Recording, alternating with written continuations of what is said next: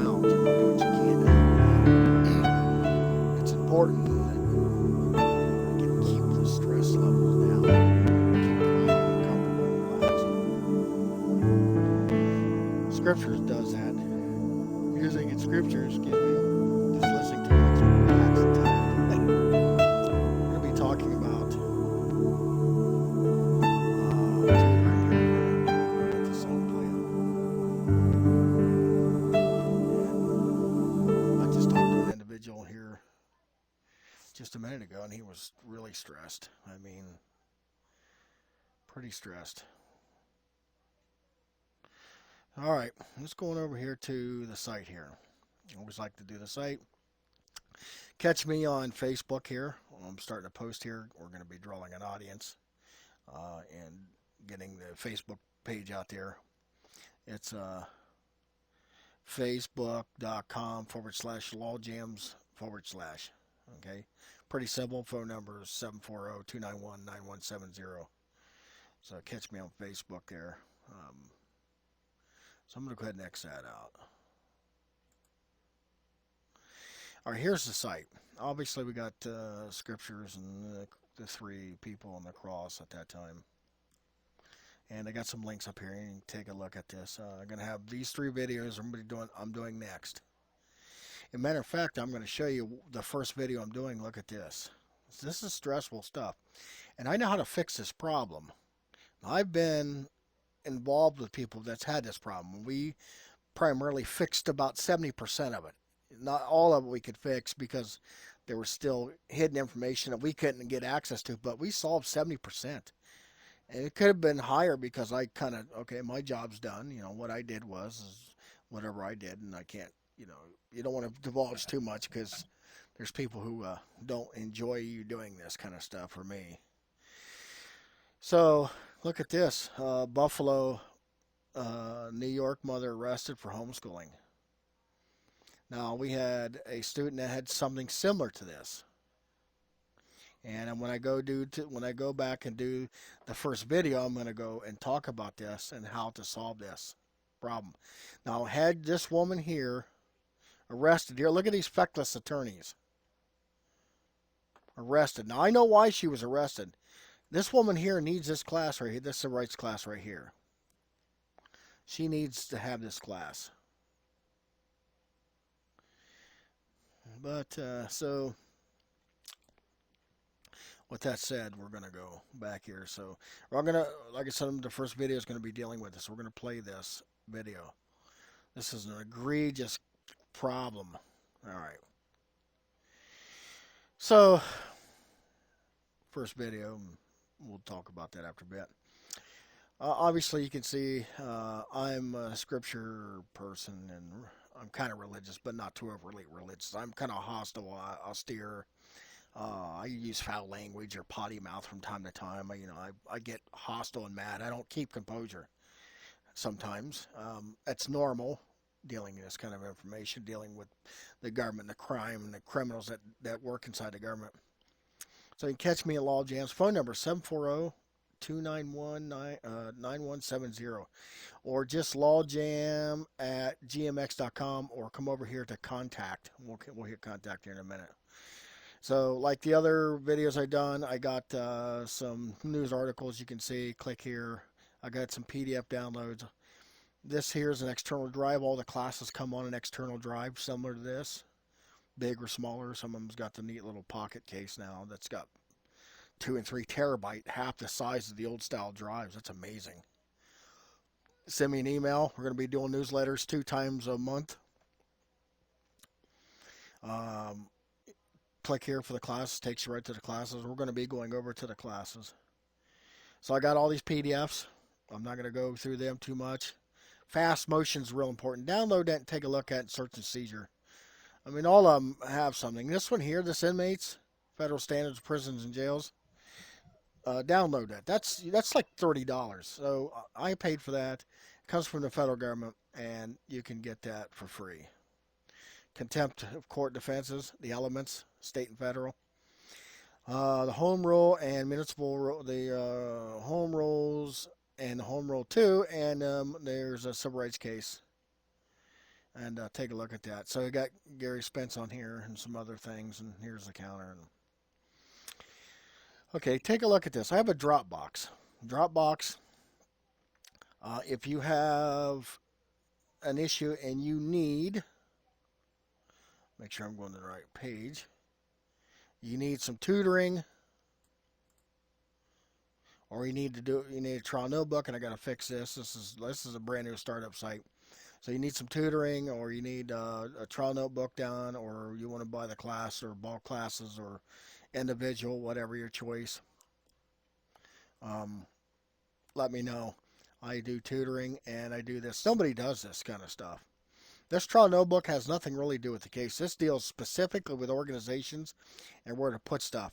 And when you take the class and you see what's in there, you too will be able to know exactly where everything will be and then what to do with it. What to do with it. Okay? So right now we're focusing on tutoring. It's $100, get a couple hours tutoring. Probably a lot of times you get more than 2 hours.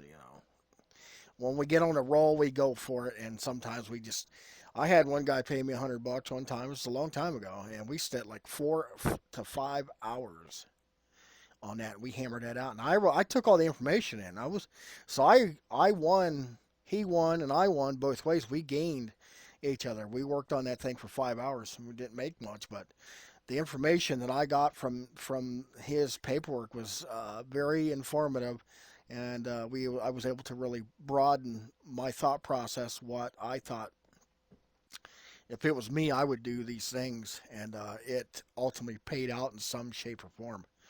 He reciprocated pretty well. Now there's some things they just didn't do well on, and you can't.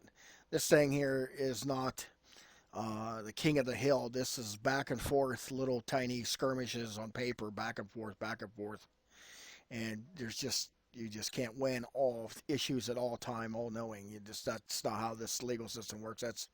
That's a silver bullet, and that's the paper that slays the beast or the vampire or the dragon. And that's just not reality. That's not how it works. So with that being said, the tutoring part, if you need tutoring, well, then you let me know. Okay. So I have the classes. You can buy them individually or buy them all three together. It's cheaper to buy them all three together, but if you buy them individually, that's fine. I drag them. I come down here and we'll take a look. I take them and put them on a external drive. And like the other videos, you see what's in there. And we're going to be talking about these forms here in a minute, so I'm going to go ahead and move forward. All right, they come in MP3, MP4, Open Office, and PDF. So right now I have Open Office, but if you got Microsoft, it'll open it, or King Soft Writer or something. Great. Okay. TalkShoe. We're going to be going to TalkShoe. Take a look at TalkShoe. There's a TalkShoe page on there. I don't need to spend a lot of time on it. Back it up here. Go to the top. There is TalkShoe Live. Click the link. Go to TalkShoe. Tune in. Okay. Like I said, we're going to be doing tutoring. And then there's contact. Name, email, phone number, address, subject, and send me a message. Now, I'm over here in Warsaw. You can see that. In Warsaw, Ohio, you can see. So, with that being said, my friend, let's go ahead and move forward here. And then when I get done with this video, ultimately, I'm going to load up, and it's going to be it's going to be right here, and I'll have these 4 done. Pretty simple. Okay, let's move forward here. Okay, the main class. Everybody runs in the main class, and everybody has a problem with forms. So there's a lot of temporary forms. Now, you have to modify these forms to yourself. These forms are not your forms per se, and this is where the tutoring comes in at. And they got fast oral written motions, so you may not want tutoring. You may just want to buy the class and get all this. You don't have to have me tutor you. So there's a lot of motions in here, just names of motions. a lot of them, okay? And you might have a motion that you want to do somewhere in here. I'm going to scroll down to the bottom because we hit some of those other ones. Here's a motion to read testimony of child complainant. Let me scroll down here. I don't like these pedophile or abuse cases. It just turns my stomach. Motion to disqualify or recuse judge. Motion to voluntary recusal, removal of judge. Motion to disqualify the prosecutor, or defender on the grounds that he or she isn't necessarily a witness. ABA rule, professional conduct. Motion to recuse prosecutor on ethical grounds. Motion for competency examination due to present fitness of accused, stand trial ABA standards. Motion for hearing to determine accused presents competency to stand trial. That's big stuff. That's, let's see. There's a medication. Motion to force medication or object to medication. Motion to defense counsel to be notified a reasonable time prior to any mental examination. So I'm going to get away from that. Motion to adopt objections to co-defendants or at pretrial hearing. I'm going to scroll down here some more. How about this? Motion to exclude cooperating witness testimony and request for a reliability hearing.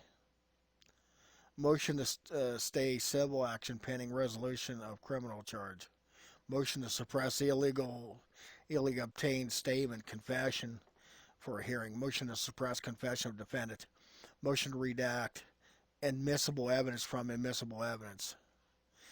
Motion to suppress illegally intercepted communications and for hearing. Motion to suppress exclude tangible evidence. Motion to suppress illegality obtained evidence and for hearing. Motion to go beyond the face of the affidavit supporting the search warrant and challenge the truthfulness of statements made in the affidavit. See this right here? Let's go back up here to the front. Very important. Let's take a look at the front. Alan Dershowitz. Sometimes you just need tutoring. And let me see, can I expand this? Kelly Factor, on Fox. Mr. Dershowitz is a Harvard law professor who has argued nearly a dozen cases before the U.S. Supreme Court. He is the man who successfully got the conviction of Klaus von Bühler overturned, among many other famous cases. And now he is with me here on this set, Professor Dershowitz. It is an honor to meet you in person. Dershowitz, my pleasure. Kelly, and now you are saying that if anybody should be criminally charged in this case, it should be the prosecutor. Why?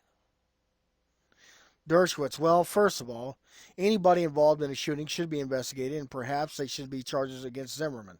So let's set that aside for a second.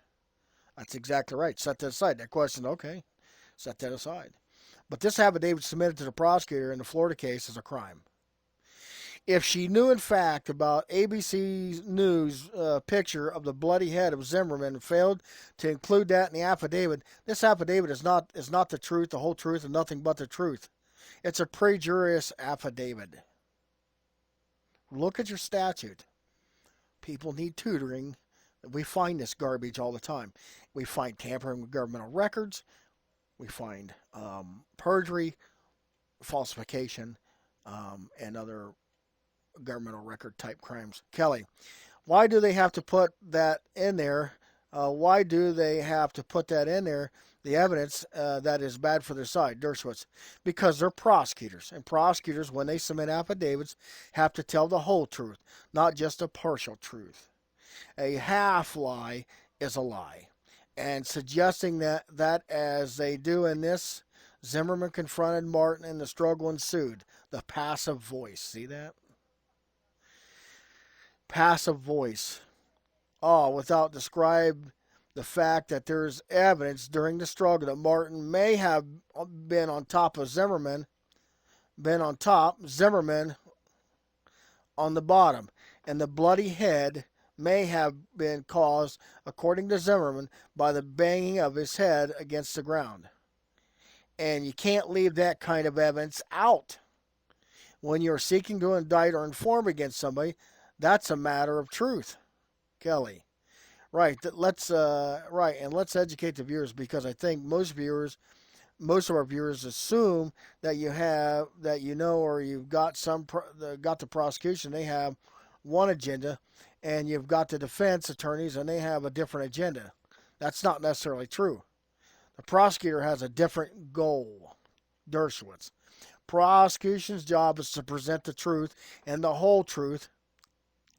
It has obligations under law and not to suppress evidence, not to hide exculpatory evidence. Kelly, and to seek justice, Dershowitz, and to seek justice, not just for justice for Trayvon or for Zimmerman, but seek justice for the entire society.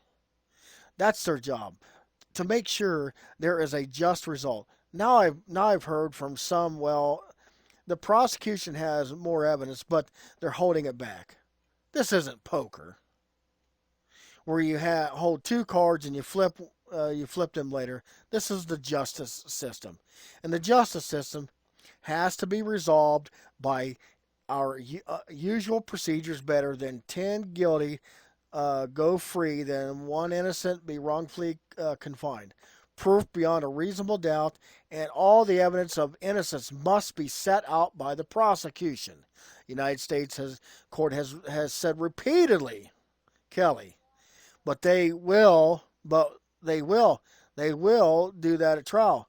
They have to do it at probable cause hearing. Dershowitz, too late. You can't indict based on false information. No. Now one of the problems is because they have indicted for second-degree murder, and there is nothing in this affidavit that suggests second-degree murder.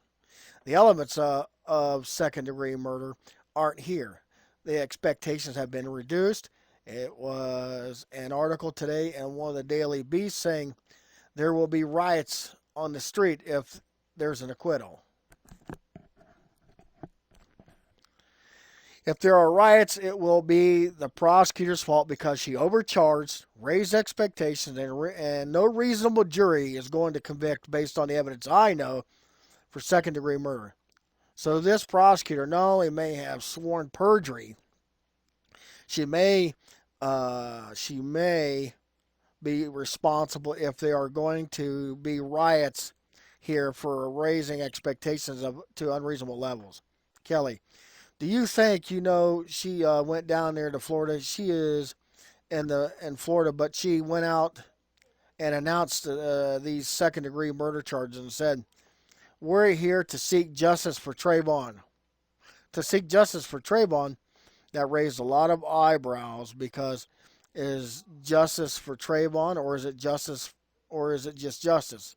Because Zimmerman is claiming it is self-defense that he was the victim in this essentially. Dershowitz. Here's where the common law kicks in. Pay attention to this.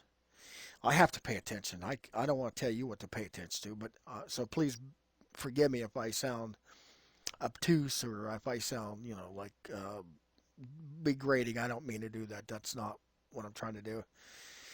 When I say pay attention, I'm basically talking to myself and hoping you could pick up something that can help. It is not the first time this speech has been made. It was also made in the Anthony case, where the prosecutor said, "We need justice for Kaylee," and the jury said, No, you need justice for the defendant. There is only one person on trial, and that is the defendant, George Zimmerman. Only one person has rights, Kelly. But that's different because Kaylee Anthony was a genuine victim. Dershowitz, right? Kelly, there was no problem. Trayvon Martin appears to be the victim, but watch this. But we don't know. Zimmerman's whole defense is that he was the victim. Dershowitz, look, they may both be victims. Trayvon Martin was a victim. He was not committing any crime. He was carrying Skittles. He shouldn't have been followed. He shouldn't have been confronted.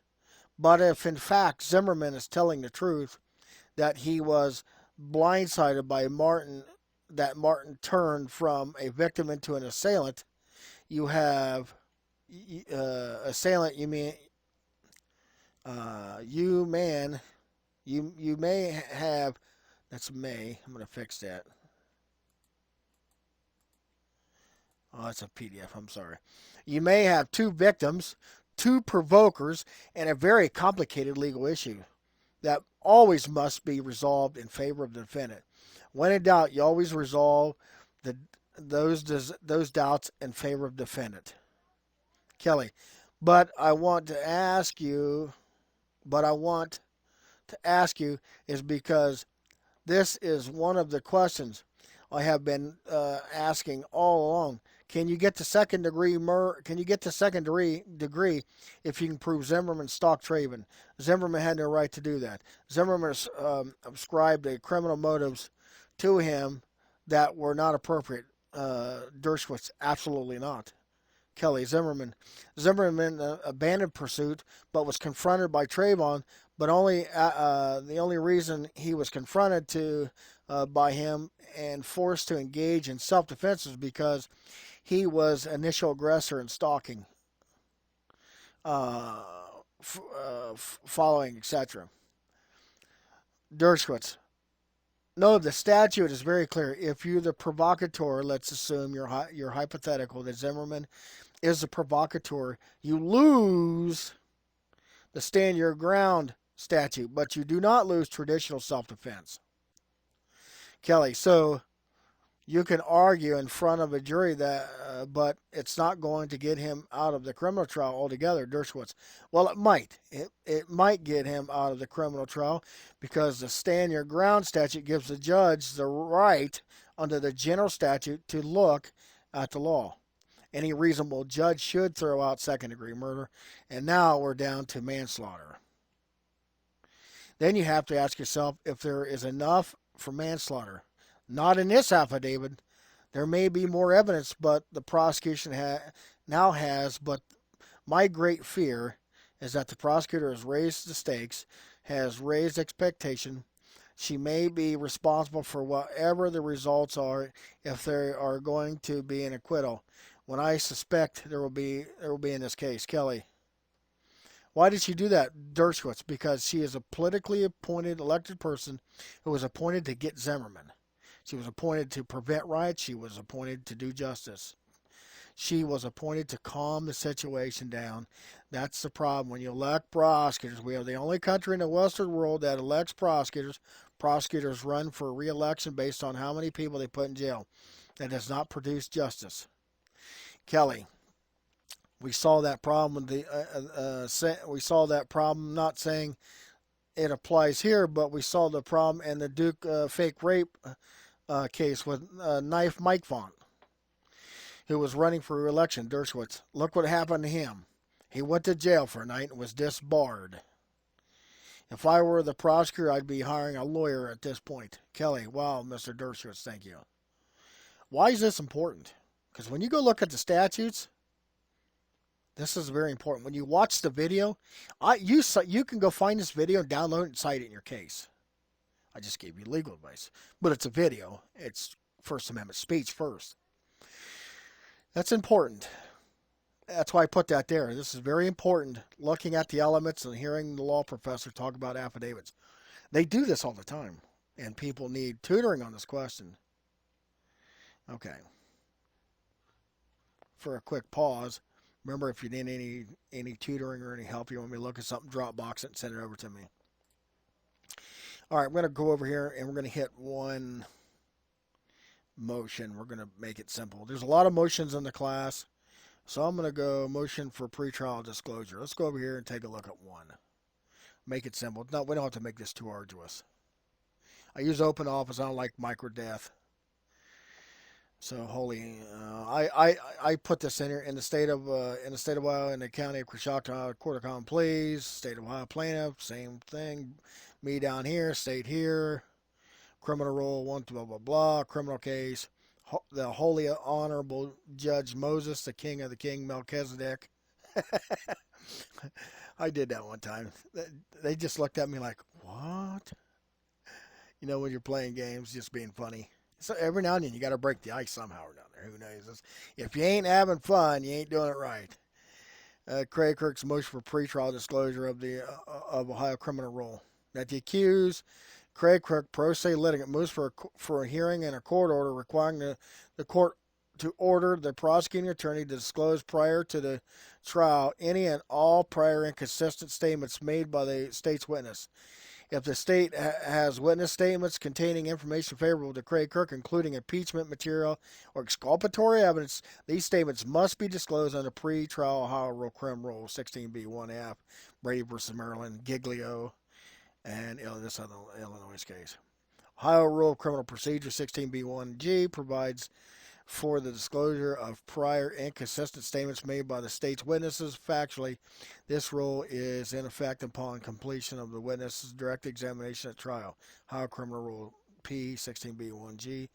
The obvious peril imposed by this condition is that defense counsel cannot effectively confront a witness with a prior inconsistent statement buried in the voluminous records of prior statements. This is especially erroneous, if not impossible, where the prior statements at issue consist of written summaries of audio and or videotape statements.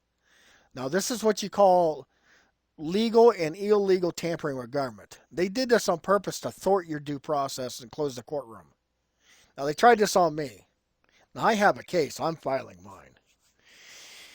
They do this. They did this with a bill of particulars on me. They rewrote the bill of particulars beyond what was actually stated in the discovery. They actually, in the bill of particulars, they changed the statements. The statements were changed. The bill of particulars were changed. Now, here's what they do. They don't like me because I don't play their game. They do this on purpose to get me to win the case if it goes to trial. Prosecutor can't dismiss because the state statute prohibits him from dismissing. I don't care. Let's say theoretically I want to plead guilty. It's a lie. I'm committing perjury on the record. Say, yeah, I want to help you steal money from the taxpayers. I'm going to plead guilty. I'll pay a fine. But you did this thing over here, so guess what I'm going to do? I'm going to file a federal lawsuit. They hate that. They think that's an assault on them. They want me to play the legal game and go to trial and use the bill of particulars and the testimony and changing the testimony and use the bill of particulars as testimony, where they subsequently wrote the statement. Hey, is this your statement? Yes, it is. How come your bill of particulars is different than your statement? Did you write this? No, I didn't write that. Well, there's a conflict here. So is this true or is that true? Now, in the bill of particulars, you said that UXYZ did something. Is that correct? Yes, I did. Well, here we're hearing your statement. It's substantially different unless they do this to help you. If you know what you're doing and you can spot this, they do this games to help you. I'm going to tell you right now, this stuff is wicked, man, because God does not like these legal games. I don't want to play that kind of game. And students need to see this. That's why you can sense my voice getting up higher a little bit. It's disheartening to see the criminality, the legalese criminality, how to spot it. And once you do it enough, you go through the class, you'll be able to rip apart every fiction. And a lot of these fictions. See, this right here is a classic example of how the court operates. Obvious peril imposed by the condition that the defense counsel cannot effectively confront the witness with prior inconsistent statements buried in voluminous records of pretrial statements. Remember this right here? We'll go back over here. What I'm offering is peanuts compared to what you got to do. Trial notebook, $450. $450 to set up a notebook. That's a lot of work, I'm telling you. And you can do it yourself, but here, and then you go over here and look at this, read this. Obvious peril imposed by the conditions is that defense counsel cannot effectively confront a witness with prior inconsistent statements buried in voluminous records of prior statements. This is especially erroneous, if not impossible. If they can't do it, how is the pro se litigant going to be able to pull this off without having some tutoring and help? Where the prior statements at issue consist of written summaries of audio and or videotape statements. In addition to the impossibility of high burden placed on Craykirk or stand by counsel to digest and effectively contend with the prior inconsistent statements during the trial, the Rule 16b G1G procedure also undermines the principles of judicial economy. Well, it does something else. There's a constitutional problem. It closes the court. It closes the court's essentially being closed off to you. The court's supposed to be fully wide open, and all things placed on the table, and we can litigate these questions. They do this to slowly cut away at your. So it's like a door. Think of a door, wide open door. Okay, I got a drawer. I'm gonna open my drawer, wide open drawer. So I get the discovery. The drawer just went in 6 inches. I get some more discovery, went in another inch. I get some more discovery, went in another inch. Some discoveries held back or hidden, went in another inch. And after they play all these games, the drawer is 3/4 way shut. And they narrowed the case down to what they wanted to argue. And they slaughtered you. The freedom movement's been experiencing this for years. I have checklists I go through, and it's a checklist in the class, and I use statutes, and I use the rules to create checklists, and I do that, and we look at everything. And I'm telling you, trial notebooks are difficult to put together. They're time-consuming, and they're not much. A lawyer to put some really kick-butt trial notebooks together, they would be about $2,000. I'm only charging $4, whatever it is. You go on the site and look. And it's not about the substance on the pages. It's about organization, what has to go where, and having the tabs. Some people, I seen one guy, he was a student, he had 5 trial notebooks, 2 exhibit trial notebooks that were broke down in exhibits.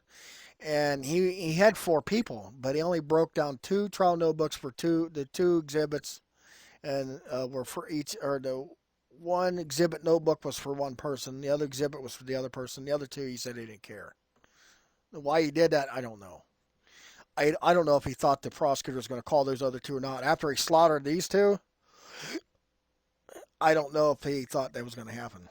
In addition to the impossibility of high burden placed on Craykirk or stand by counsel to digest and effectively contend with prior and consistent statements during trial, Crim Rule B6G1 are procedures to undermine the principle of judicial economy. For example, these types of cases often entail exhaustive law enforcement investigation and preparation above and beyond the efforts that limited resources permit in a capital case. So this is a capital case, but I put this in here just in case. It should be in a regular case, but thus most, if not all, of the state's witnesses will have prior record statements that must be inspected before defense counsel conducts cross-examination. See this right here? Without pretrial disclosure of these statements, the trial will be interrupted by multiple sidebars or excessive necessities by 16B1G procedures for inspecting the pretrial statements. Now let's go over here. Go into the class and go to chapter Trial by Court, Trial 16, or Chapter 19, I'm sorry. Pleaded out facts. 28 pleaded out facts in just one police report. 28 pages. Transcript. Officer's location. How many times did I do officer's location? Take a look at it. Let me scroll down here. And I went and read this retake study. Officer's location. Saturday, September 1, 2007, 12:29 a.m., Officer Unit 8 was conducting a stationary patrol. That's what he said. Truth of the matter is, he was in the building. He was inside the police building. And he hid discovery on me. He was on the internet because I drove right past and looked at him. in the Huntington Bank parking lot, located at the intersection of 3rd Street. I observed a silver escort station wagon traveling northbound on South Street. Now, when you see this, I actually took a video. I actually took a Google ground video, whatever you call it, and we went through it, and I showed you where all the directions, where the bank is, and everything. You see everything that's in there. He observed a Ford station wagon traveling northbound on South State Street. The vehicle equipped with a turn. The vehicle completed a right turn and drove eastward on 3rd Street. Notice what's missing here. Look here. Now I'm kind of jumping, and I might be losing you. And if I am, I'm sorry. I'll do this again. I'm going to try to slow this down. This was a traffic stop that happened with me back in 2007. Ultimately, I filed my federal civil rights lawsuit. Saturday, September 1, 2007, 12:29 a.m. Officer Sheeling, Unit 8, was conducting stationary patrol in the Huntington Bank parking lot. So he was in the bank parking lot, located at the intersection of 3rd Street and State Street. What's missing here?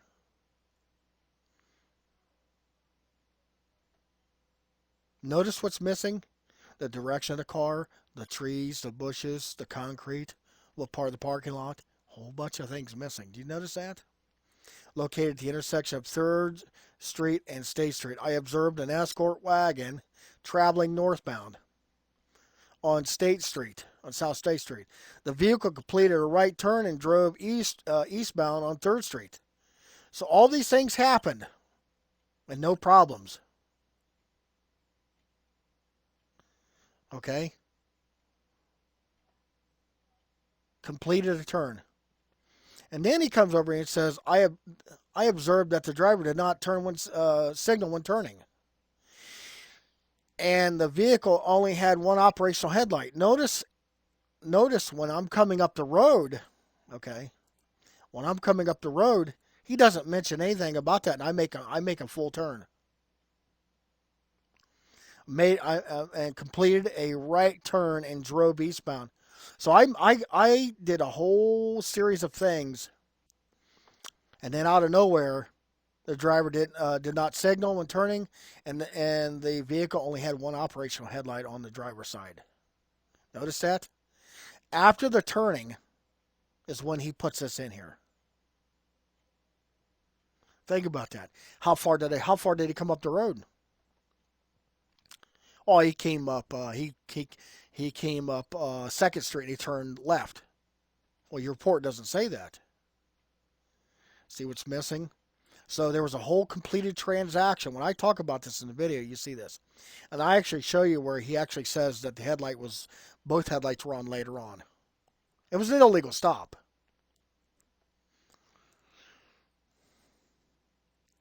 I observed that the driver did not signal when turning, and the vehicle had one operational headlight on the driver's side.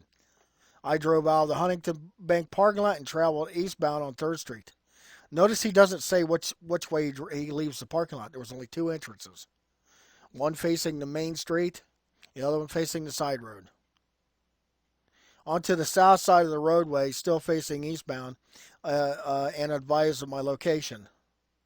When I asked for discovery, I didn't get this. I got it in federal court. They didn't give this. You know why? Because he didn't do that. This record does not exist. See, this is what I'm talking about. He was inside the building, sitting down at the window on the internet, because I drove past and looked at him. The suspect vehicle sped up as I approached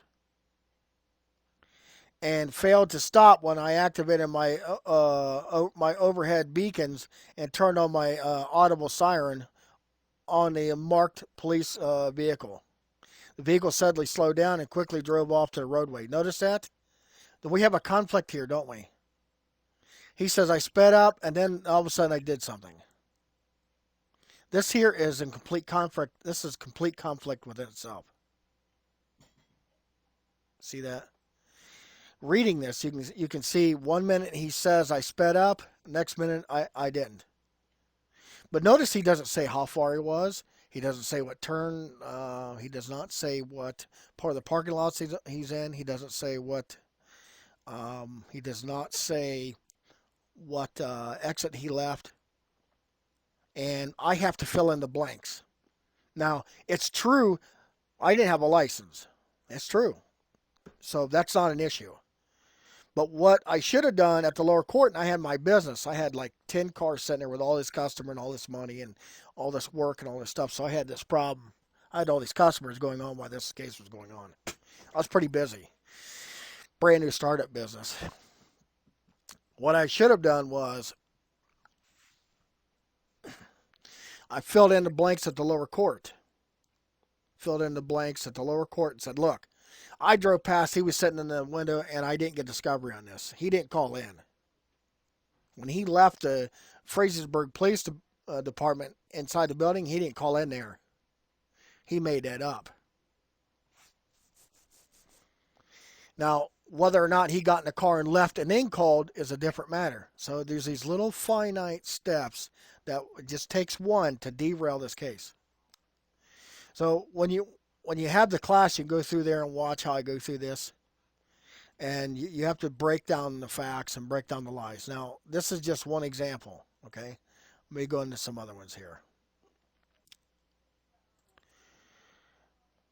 Always remember what is not stated as fact is as admitted as truth. I observed an escort wagon, station wagon. The vehicle completed a right turn and drove eastbound on 3rd Street. Notice here, this is another broke down set of facts. Notice it doesn't say how far on 3rd Street. I observed that the driver did not signal when turning and the vehicle only had one operational headlight on the driver's side. Under suspension, failure to display operable 2 headlights. In the report, here's what he says right here. So notice he's compounding the issue. Under suspension, and the glue word is and, failure to display 2 operable headlights. See that? The truth is, my headlights were on, and he just told a lie because he was sitting in there and he wanted to pull me over. Now, in Frazersburg, you have a curfew, a silent curfew. A lot of villages and municipal corporations have silent curfews. Now, he's got a conflict. No headlights, some headlights on, no headlights, This is the problem, why it's important to really pay attention. A lot of this is negative. A lot of it doesn't even mean anything. But at the end of the day, and I cross-examined him at the trial. We had a bench trial, and I literally got him to say on the bench that there was no crime or on the DUI part. I got him to admit that he found no evidence. Because I asked him, well, did you have any of the contents of any of the cans? See, I had an auto repair shop. And whenever we had pop, and sometimes we'd drink at the shop, we'd throw the cans in the trash can, we'd smash them, and we have poor people. I made this part of my shop policy. We had poor people, and we'd give the aluminum away, the steel. People would be parked in the parking lot, broke down, and there was some women. There was a woman and some kids, and they live in their car, and they didn't have the money, and I fixed their car for free and sent them down the road so the kids can, she didn't have any money. It was pretty bad. So we would collect cans. I always moved engine parts, and I had an escort wagon, so I put small motors and transmissions and parts and heads and cans, bags of stuff. And the car, it was a little shop car. It wasn't necessarily the cleanest thing in the world, and it smelled like an auto repair shop.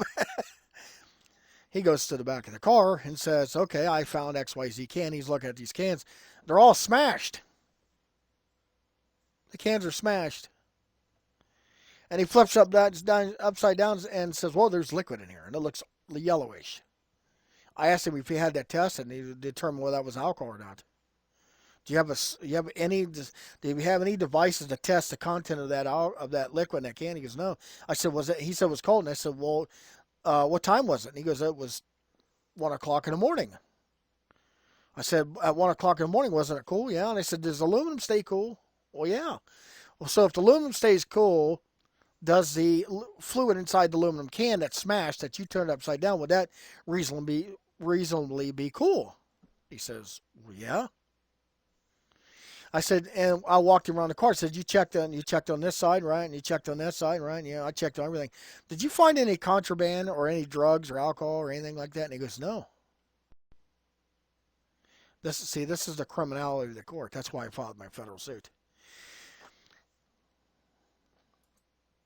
So there's a lot of motions in here. DUI, law intermeter. There's officer's statement, officer's questions, traffic stop statement. So I broke it down, and this has to be done this way. And you have to understand how I broke it down. Now, mine was broke down for me, but we break them down a little bit more independently per thing. Okay, everywhere you can do this too. Everywhere there was a statement made by the officer who put all his statements. He said on all one page. I said. Then I go to another page, or you can, and say, officer saying Kirk said, officer said Kirk said, officer said Kirk said, officer said Kirk said. Put all those on the pages, stack them line by line, just like the Bible, line, jot or tittle, stack them on there. And then I go look at all the statements about headlights. And everywhere there's a word headlight, I put all those words on one page in the sentence. And there was only two areas in there that talked about headlights. One headlight was out, and then both headlights were out, or both headlights were on. There's actually a third area, but at the very end. So this is why a lot of people need tutoring, and it's complex, and it's nerve-wracking at times, and that's why I like to play soft, relaxing music. So I'm going to go out. We're going to pretty much be done here. I'm going to go back here again to the front page. Okay, so like I said, this is Law Jams. Contact me up here or hit the contact page, which is actually right here. You can send me a name, email, phone number, address, message, or whatever, and then hit me up. And then if you need any of the classes, or you need a class, or don't forget TalkShoe. We're going to be doing TalkShoe. So we're going to be just all gems on TalkShoe. But if you need tutoring or trial notebook, let me know. I have all the classes bulked together. So Law Jams DUI DIY Center. Phone number 740-291-9170, or just lawjam@gmx.com. You can come over to the site, just kind of kick back when you're doing something. Launching a new We've got First Amendment Radio, not Richard Palmquist, but Nicholas Arthur. So we have First Amendment Radio there. Got some information here, articles. They're going to be changed periodically. Some PDFs. Drop me a fully searchable PDF, scanned PDF of papers. If you want me to take a look at them. Need some tutoring, that's fine. Download the information here. With that, my friends, we're going to be done here. We are pretty much done with this part. And let's see here. Where are we at? Okay. And this video is going to go right here. So this here is pretty much done. And this is going to be uploaded to YouTube right here after we're done. And this video goes here. With that, my friends, we're going to go ahead and call it a day for this video. I appreciate you tuning in. Hey, please pass out the site, tell people about us and those things. I appreciate it. With that, we're going to stop.